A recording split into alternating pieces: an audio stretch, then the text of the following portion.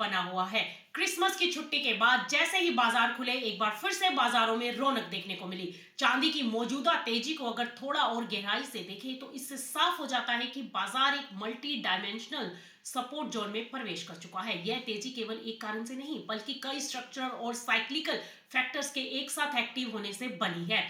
सबसे पहले बात करते हैं करेंसी और बॉन्ड मार्केट की। इसका असर समझना बेहद जरूरी है। जैसे जैसे अमेरिका में ब्याज दर कटौती की उम्मीदें मजबूत होती दिखाई दे रही है, वैसे वैसे डॉलर इंडेक्स में ऊपरी स्तरों पर दबाव बनता हुआ दिखाई दिया है। दरअसल कमजोर डॉलर का सीधा फायदा चांदी जैसी डॉलर डिनोमिनेटेड कमोडिटीज को मिलता हुआ दिखाई दे रहा है, जिससे इंटरनेशनल खरीदारों के लिए चांदी सस्ती हो रही है और मांग लगातार बढ़ रही है। वहीं दूसरा अहम पहलू गोल्ड सिल्वर रेशो भी है। हालिया तेजी के बावजूद ऐतिहासिक नजरिए से अगर देखा जाए तो सिल्वर अभी भी गोल्ड के मुकाबले पूरी तरह से महंगी नहीं मानी जा रही। यही वजह है कि बड़े निवेशक और फंड्स गोल्ड के साथ साथ सिल्वर में भी पोजीशन बढ़ा रहे हैं। जब भी गोल्ड सिल्वर रेशो नीचे की ओर मूव करता है, सिल्वर में अपेक्षाकृत ज्यादा उछाल देखने को मिलता है और मौजूदा हालत भी उसी दिशा की तरफ इशारा कर रहे हैं। उधर फ्यूचर्स और डेरिवेटिव सेगमेंट में भी ट्रेंड बदलता हुआ दिखाई दिया है। ओपन इंटरेस्ट के आंकड़े ये साफ संकेत दे रहे हैं कि तेजी सिर्फ शॉर्ट कवरिंग तक सीमित नहीं है, बल्कि नई लॉन्ग पोजीशंस भी मार्केट में बन रही है।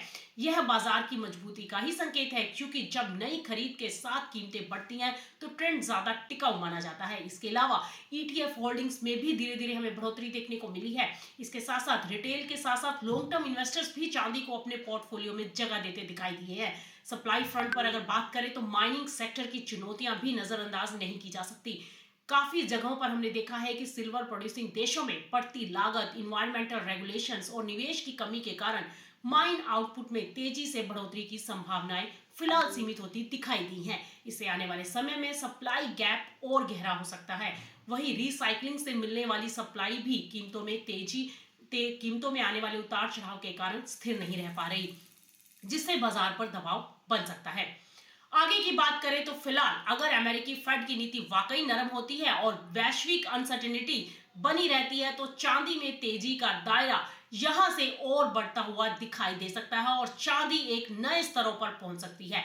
हालांकि ऊंचे स्तरों पर प्रॉफिट बुकिंग और शॉर्ट टर्म करेक्शन से भी इनकार नहीं किया जा सकता, लेकिन मौजूदा फंडामेंटल तो यही संकेत देते हैं कि हर गिरावट पर खरीदारी की प्रवृत्ति बनी रहेगी। कुल मिलाकर चांदी अब सिर्फ एक सुरक्षित निवेश के विकल्प के रूप में नहीं देखी जा रही, बल्कि एक स्ट्रैटेजिक एसेट्स के रूप में उभर रही है, जिसमें आने वाले महीनों में भी निवेशक की दिलचस्पी पूरी बनी रहने की संभावनाएं हैं।